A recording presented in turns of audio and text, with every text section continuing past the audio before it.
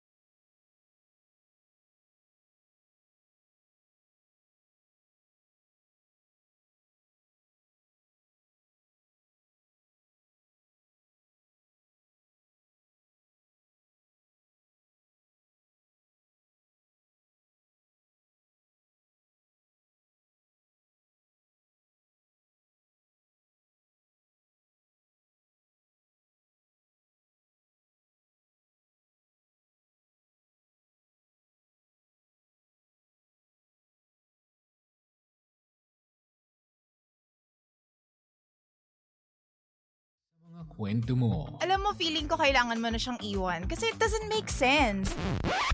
Ang kwento sa lihim ng liham.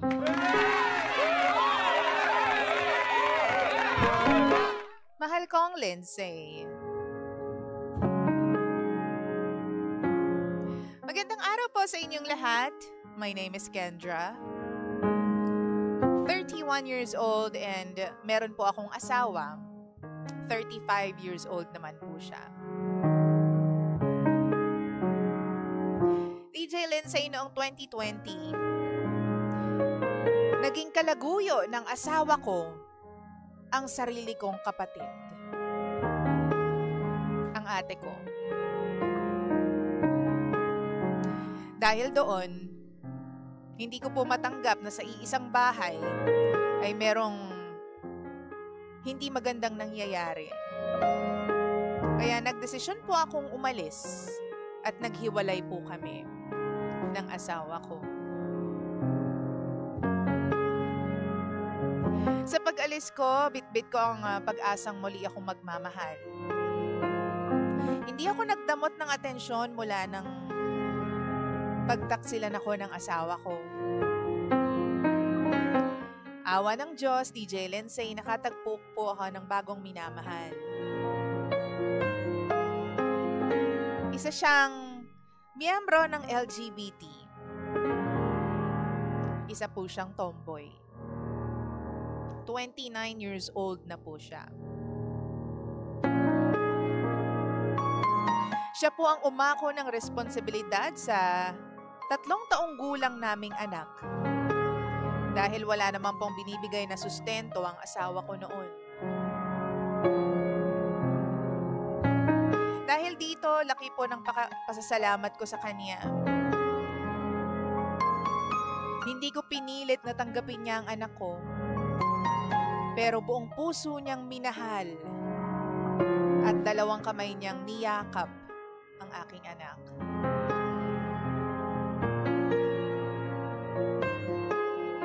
Pagkatapos ng 3 taon, bumalik ang asawa ko sa buhay namin ng aking anak. Hindi ko maintindihan pero bigla na lang siyang nagpaka-feeling ama kay baby. Pinilit ako ng mama ko na makipagbalikan sa aking asawa kasi nga kasal pa raw kami. Pumayag naman ako. Yung mga araw na dumaan, pinipilit ko yung sarili ko dahil lagi sa aking nire-remind ng pamilya ko na kasal kaming dalawa. Hanggang sa nabuntis ulit ako, DJ Lindsay, ng aking asawa. Kahit na nabuntis po ako,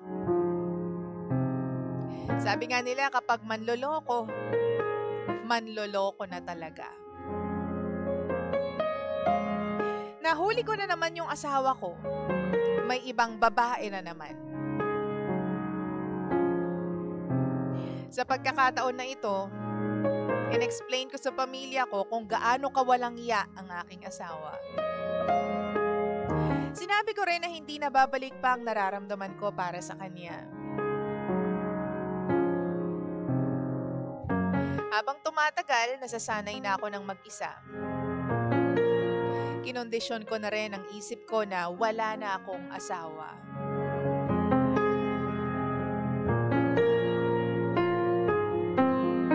Eventually, DJ Lindsay, binalikan po ako nung dati kong kasintahan na tomboy.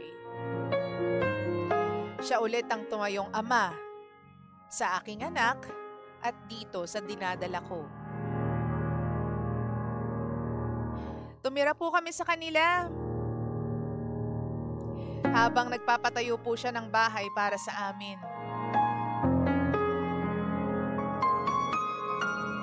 Ngayon, DJ Lindsay, konting buwan na lang po, ilang linggo na lang po ang bibilangin at manganganak na po ako. Hindi ko alam kung bakit ganito po ang pagkakataon. Habang nandun kami sa kanila, bigla na lang pumasok sa kwarto namin ang kuya ng kasintahan ko.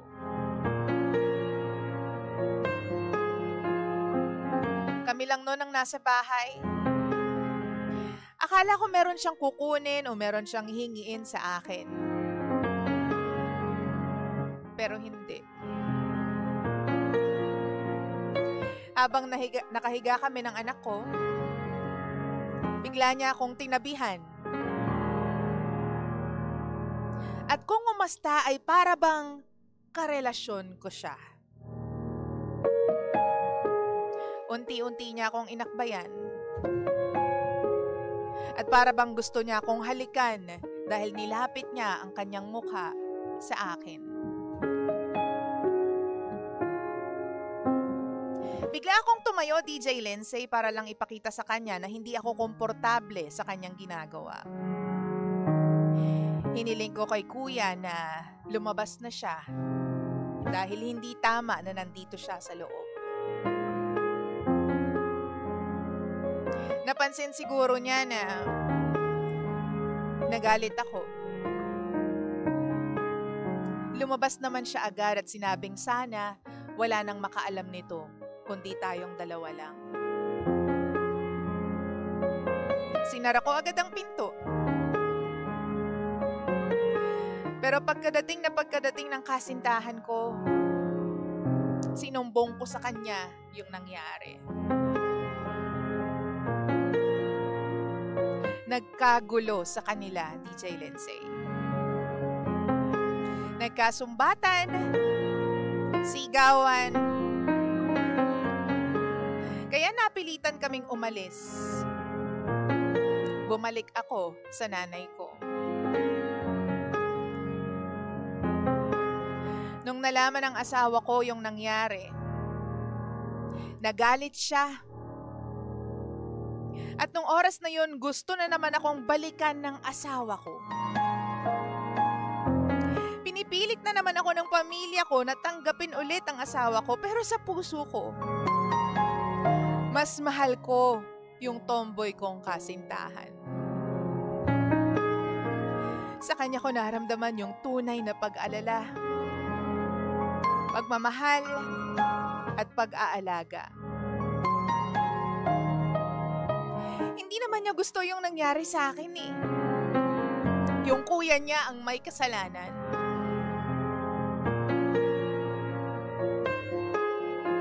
Ngayon, DJ Lindsay, hindi ko po alam ang gagawin ko. Hindi ko alam kung kaya ko bang pagkatiwalaan yung legal na asawa ko. Dahil paulit-ulit na niya akong niloloko. Puro pangarap lang siya. Pero wala namang tinutupad. Inuuna ang bisyo at barkada kesa sa pamilya.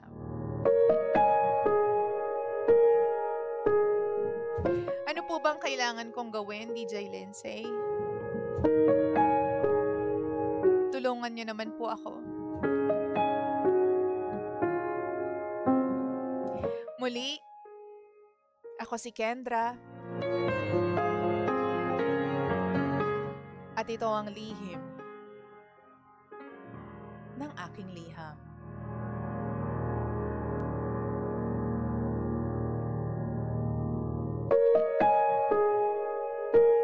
Lihim ng liham.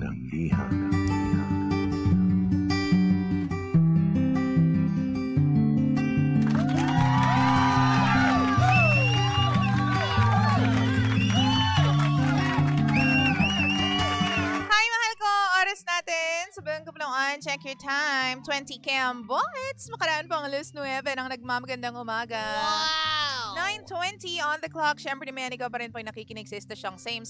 Pero, Pangga, we are number 1. 06.7 Energy FM. Pangga, huwag mo sabihin radyo. Sabihin mo, Energy! At your service all the way till 11 in the morning ang nag-iisang girlfriend mo sa radio. My name is Lindsay. Ito po ang lihim ng liham. At syempre naman, ano ba nararamdaman natin ngayon? Ito po ang programang wala kang matututunan, pero meron kang mararamdaman. Ano ba ang pakiramdam natin? Kamot ng ulo lang eh. Oo. Hey! Ganyan. Yun yung pakiramdam natin. Hey! Ang daming nangyari sa buhay ni Kendra ngayon. In fairness, parang napakakulay. Parang pang teleserye yan, ante, Wow! Oo, pero nangyayari pala talaga siya in real life, no, Hepe? Yung tipong hindi mo na mahal yung asawa mo dahil nga ang daming kabulustugan na ginawa sa'yo. Tapos here comes somebody na talagang handang pagsilbihan ka at akuin yung responsibilidad ng asawa mo. Pero hindi naman maaari dahil meron ding ginawang masama sa'yo yung pamilya naman niya. At parang feeling mo masisira yung pamilya nila kapag pinagpatuloy niyo yung relasyon ninyo, di ba? Wow! Ano ba ang dapat nating gawin? Ano ba dapat gawin ni Kendra? Kasi nga, di ba parang ang gulo-gulo na ng life niya. So feeling ko sa mga oras na ito, kailangan na niya ng tulong natin. Oo. I-message nyo ako, hanapin nyo po ako sa Facebook, facebook.com/energyfm1067. And of course, basahin natin yung iyong mga messages on air. Wow! Pagpasensyahan po ninyo kung sabaw ako ngayon. Yan talaga kapag umuulan eh. Oo, yung signal ko medyo bumababa. Halika na. Sabi dito ni Arch, bagamat legal pa din kayo ng asawa mo, pag wala na talagang pagmamahal, then dapat ay wag nang ipilit pa. You are simply setting yourself up for some heartache. Nabigyan ka na uli ng pangalawang pagkakataon na maging masaya, wag mo nang sayangin pa ito. Sabi naman ni Saba, watching from SFCA. Hi, DJ Lindsay. How's your baby? My baby is so fine. Wow! Mayroon bang word na so fine? Is doing great actually. He's with Toby. Ba't ako nag-i-English? Ini-English nyo kasi ako eh. Ano to? Friendship ni Arch to. Si Saba. Nandyan daw siya sa California. Hello po ha. Sabi naman ni Merlin, ate tumigil ka na. Kakabalik lang sa asawa mo na yan. Binuntis ka lang niya, saka iwanan. Alam mo, Merlin, ang gulo ng message mo.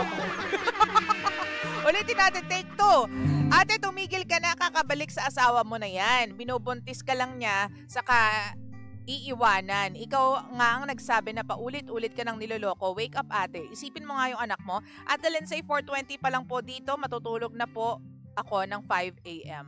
Okay, sige, matulog ka na. Naguluhan ako doon sa message mo, Merlin. Pero thank you very much, ha. Tsaka sa mga paambon mo. Mga ayuda mo sa akin. Maraming salamat. Sabi naman ni Ann Manawis, maulang umaga, DJ Lensay. Araw-araw kami nakikinig sa iyo dito sa KMS East West Team Encoders. Pabati na rin po sa magandang dilag naming Kimberly ng happy birthday. Maraming salamat po. Happy birthday! Happy birthday sa inyo. Anong tulong ninyo dun sa comment? Wala naman. Nakakaloka ka dyan. Sabi naman ni Lian, kahit pa anong gusto mo, basta may asawa kang legal, hindi talaga pwede. This is Lian from, huy, anong yan? Anong flag yan? Malaysia. Malaysia! Ang hina ako sa mga ganyan, pinahirapan mo pa ako. Ilagay nyo na yung pangalan ng bansa, flag pa yun nilalagay ninyo. Ano yun na mahina eh. Sabi ni Jeff, pag-usapan niya mabuti ni Tomboy ang problema kasi every single mom deserves sa mapagmahal na tomboy. Ang taray. Alam mo, ang may problema naman is hindi yung 'di ba, yung kasintahan mo. 'Di ba? Hindi yung kasintahan mo yung problema, ang problema yung damuhong kapatid niya. Nasa kanya yung problema, so bakit, 'di ba?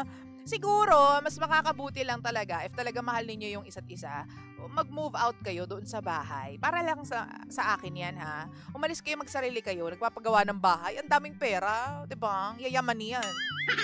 Hindi siya hiniwalay sa apartment or whatsoever, ha? Pinagawan ng bahay ang ate ninyo, ang daming pera ng kasintahan. Haba ng hereret. O, diba? Sabi ni James, si Toby, ang tatay ng baby mo kasi... Ano to? Hindi kayo masyadong dyan. Chandra Medina. Hi, DJ Len. Sa ibabati naman po si tita ko may birthday today. Len Pinalba. Good morning po sa inyo dyan. Happy birthday! Happy birthday po. People's Republic of China pala, yung watawat kanina. Sinasabi ko sa inyo, pinapahirapan nyo ako. Napapahiya tuloy ako. Uy, bumalik tayo dun sa topic natin. Hindi nga, kasi nga 'di ba, ang may problema naman is hindi yung tomboy mong boyfriend. Ang may problema is yung kanyang kapatid. Siya yung pumasok, siya yung hindi naging mabuti sa'yo, siya yung gumawa ng kabulastugan sa'yo. So, dapat siguro mag-move out ka na lang. Kasi wala naman kayong problema, 'di ba? Nagmamahalan kayong dalawa. Satisfied ka naman sa pagmamahal niya, 'di ba? So, natural lang talaga dun sa mga tao nagmamahal sa'yo na mag-alala, 'di ba? Pero feeling ko, hindi, kung ayaw ng puso mo na bumalik na dun sa asawa mo because you've been betrayed a lot of times, then I don't think it's a good choice na bumalik with your asawa. 'Di ba? Pero, oo sa batas, oo sa papel, mag-asawa kayong dalawa. Pero, hindi ka nga niya sineseryoso. I mean, napaka-womanizer niya. Wow! So, paano? 'Di ba? Saan mo ilalagay ang puso mo? 'Di ba, kung hindi naman niya ipapromise na magiging maayos yung inyong pagsasama, 'di ba, sa mata lang ng ibang tao, nakikitang together kayo, pero behind that is womanizer siya. Nagsasuffer naman yung mental health mo, yung emotional health mo, 'di ba? So, what will it give you any good? Walang good. A lot of bad things. Sabi ni Darwin, ano bang meron sa lalaking yan at panay ang balik mo sa kanya? Kung ganyan na lang din, ang magiging trato niya sa'yo, tama na. Remember, fool me once, shame on you. But fool me twice, shame on me. Sa true. Kasi, pinupush siya ng kanyang pamilya na bumalik doon. Kasi nga kasal sila, Darwin, mag-asawa nga sila. So, sabi ng pamilya, sa mata ng batas, mag-asawa kayo, so dapat magkabalikan kayo. Pero, hindi mo kasi matuturuan ng puso eh. Kung yung puso mo kumakalma sa ibang tao, tapos ginugulo siya ng asawa mo, 'di ba? Our spouse are supposed to be our safe space, 'di ba? Sila dapat yung home natin, sila dapat yung pahinga natin. Ay, nagamit mo na naman yung pahinga. Pero kung sila mismo yung sumisira ng mental health mo at nagbibigay ng trauma sa'yo, wala yatang rason para bumalik ka sa kanya. Wow! 'Di ba, no, girl? Meron akong isang perasong OJT dito. Pinagtsatsagaan niya ako dito. So, if I were you, yun nga, bumukod kayong dalawa ng taong mahal mo, tapos live a simple life, live a happy life, ganyan. Para sa akin lang naman yun. Oo, bilang chismosang kapitbahay, chismosang friend na gustong tumulong. Diba? Ano pang masasabi ninyo tungkol dito? I-message nyo ako at basahin natin yan on the air. Nga pala ha, i-like nyo po yung aking page, Lindsay1067 on Facebook, kasi magpo-post ako ng video maya-maya. I promise, meron ako ipopost. Minsan kasi tumatagal ng mga 5 days to 1 week. Wala akong pinopost, nakakaloka. Naghahanap na yung mga tao. Pero sige, mamaya magpo-post ako kasi may tinulungan ako ng OJT natin. At there you go. Yun lang yung para sa akin at para sa aming mga pangga mo dito, no? Ate Lindsay, pabati naman po birthday kay Morena. Hello po, happy birthday sa year. Happy birthday! So, there you go. Kendra, sana maging okay ang puso mo. For now, kung hindi ka pa makapili, it won't be bad naman, 'di ba? If piliin mo muna yung sarili mo. Kung talagang litong-lito ka na sa mga nangyayari sa love life mo, dahil ang haba ng hair mo, ate, ang daming naghahabol sa'yo, piliin mo muna yung sarili mo. Magpakatahimik ka muna with yourself. Lalo na hindi ka dapat nasa stress ngayon because manganganak ka na, my goodness. Wow! Oo. No, stay with your parents muna. Stay with your family muna. Kung naguguluhan ka na sa love life mo, then i-set aside mo muna yung love life mo at intindihin mo, mag-focus ka sa sarili mo muna, no? It's just good to know na maraming nagmamahal sa'yo. Yun nga lang, at this point of time, kailangan relax ka dahil hindi biro yung pagbubuntis. Lalo na, sabi mo, ilang linggo na lang manganganak ka na. So, kailangan mo mag-relax, kailangan mo mag-chill, dahil baka mamaya kumapano pa yung bata. Okay? Ay, nako. Mahal ko pang ako, baby ko, 9:30 na po nung nagmamagandang umaga. It's funny to know na yung pagmamahal is very tricky, no? May pagmamahal na ipapahama ka. Pero pagmamahal nga ba yun kapag ipapahama ka niya? May pagmamahal na kahit anong gawin mo, hindi magiging tama sa mata ng ibang tao. Wow! Ay. Para lang sa'yo ang puso at pag-ibig ko. Kailan